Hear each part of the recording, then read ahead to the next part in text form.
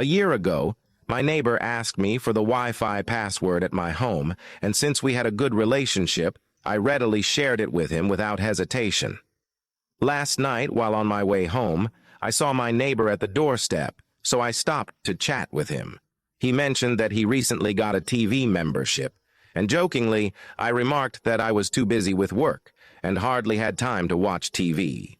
I casually suggested that it would be great if he could share the membership password. Suddenly, his wife's voice chimed in, stating that sharing was not possible as she was the one who paid for it. After a moment of silence, my neighbor hurriedly apologized, and I reassured him that it was okay. We continued discussing other topics. Once inside, my neighbor got occupied with his tasks, and after a while, his wife approached me, mentioning an issue with the TV. It turned out that the Wi-Fi password had been changed by me as I considered it a service I paid for and didn't find it suitable to share. They came over to inquire why it wasn't working, and I explained that it was to ensure network security, and also because I had my own network. They seemed a bit uncomfortable, wanting to express something, but I proactively said that everything was fine, emphasizing that everyone has their own belongings and mutual understanding and respect are crucial. They left somewhat awkwardly. Since then, we haven't had conversations like we used to. This incident made me reflect on the importance of understanding and respecting each other in friendships, relationships, and sharing. Sometimes, to uphold our principles, it's necessary to consider the feelings of others, and the balance in relationships is built on mutual understanding and respect. In a rural farmhouse in America, there was a little boy with a quick temper. To teach him how to control his temper, his father took him to a fence and gave him a bag of nails. He told the boy that every time he felt he couldn't control his anger, he should hammer a nail into the fence. On the first day, the boy hammered 25 nails into the fence. Over the following week, he gradually began to control his temper, and the number of nails he hammered daily slowly decreased.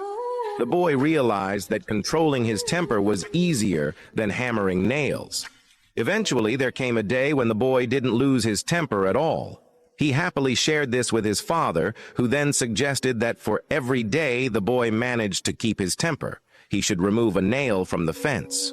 The boy agreed, and as time passed, the number of nails in the fence gradually decreased until they were all gone.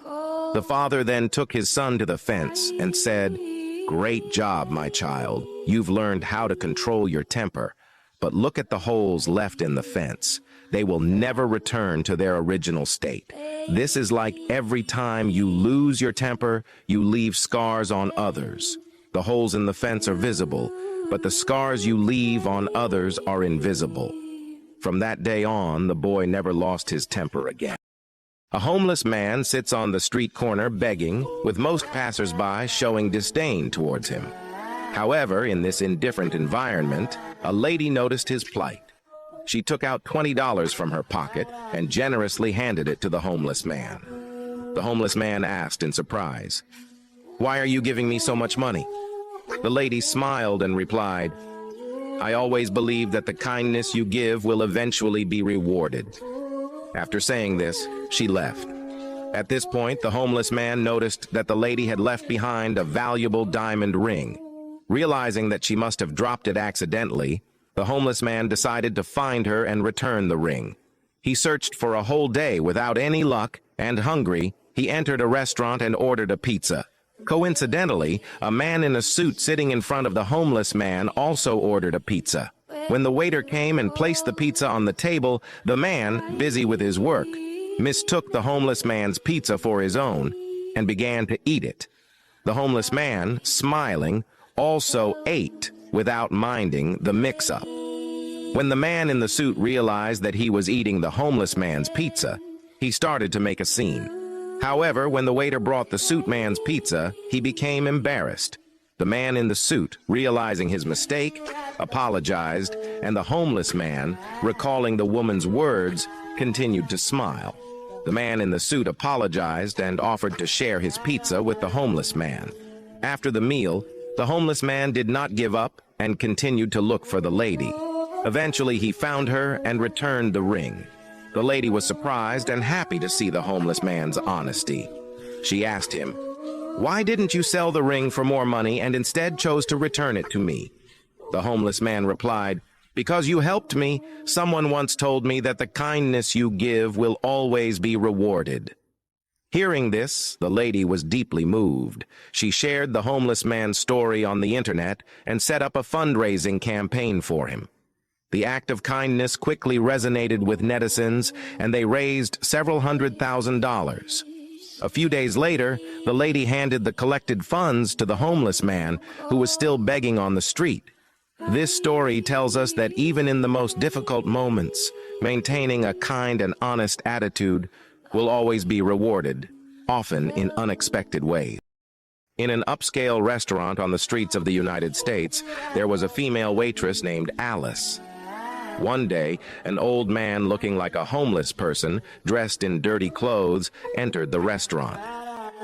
Alice's colleagues, repulsed by his unattractive appearance, were very resentful, believing he shouldn't come to such a high-end establishment. As the old man wandered around the restaurant, looking for a place to sit, Alice's actions surprised everyone present. She approached the old man with a smile, greeted him as if he were a regular, and said, "My name is Alice. If you need anything, I'm here to serve you." The old man was deeply grateful for her kindness, as it made him feel respected and welcome. However, Alice's manager warned her that if the old man couldn't pay for his meal, the cost would be deducted from her wages.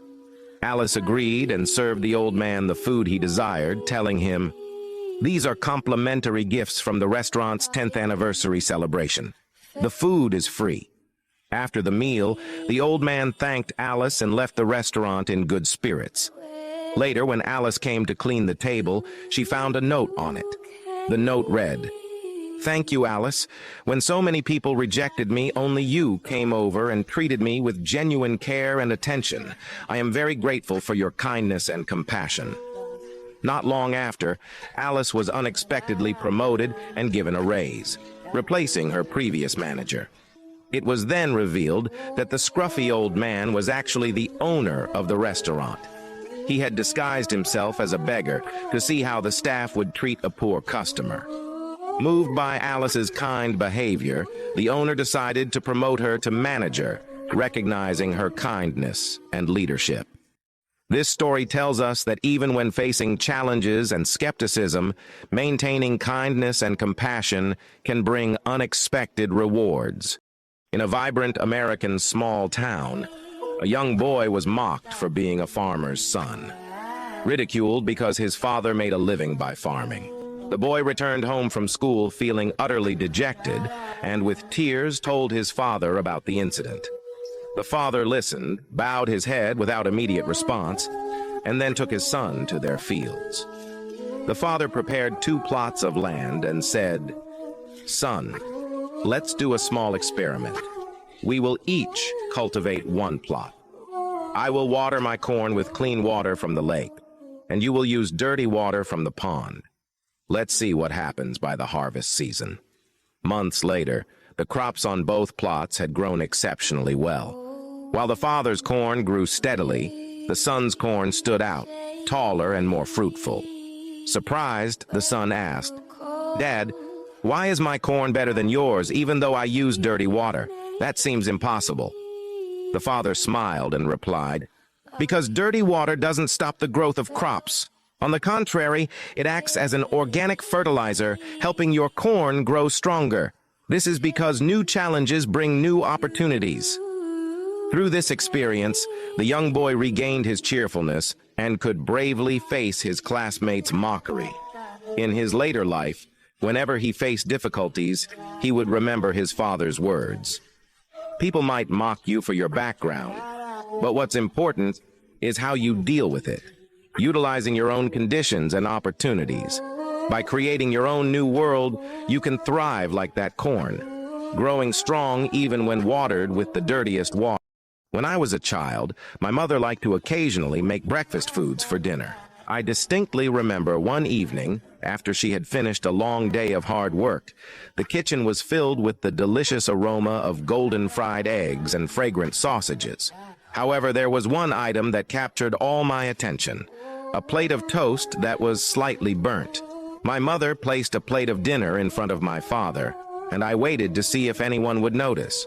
But my father just picked up the toast and ate it, smiling at my mother, then asked me how my day at school was. I don't remember what I replied that evening, but I vividly remember watching my father spread butter and jam on the toast and eat it bite by bite. When I got up from the table, I heard my mother apologizing to my father for the burnt toast, and I will never forget my father's response. "Dear, I like my toast a bit burnt." Later that night, when I went to say goodnight to my father, I asked him if he really liked his toast burnt. He hugged me and said, "Your mother worked very hard today, and we shouldn't overlook her efforts because of a small flaw. In this world, learning to accept each other's imperfections and choosing to embrace each other's differences is the most important secret to creating a healthy, growing, and lasting relationship."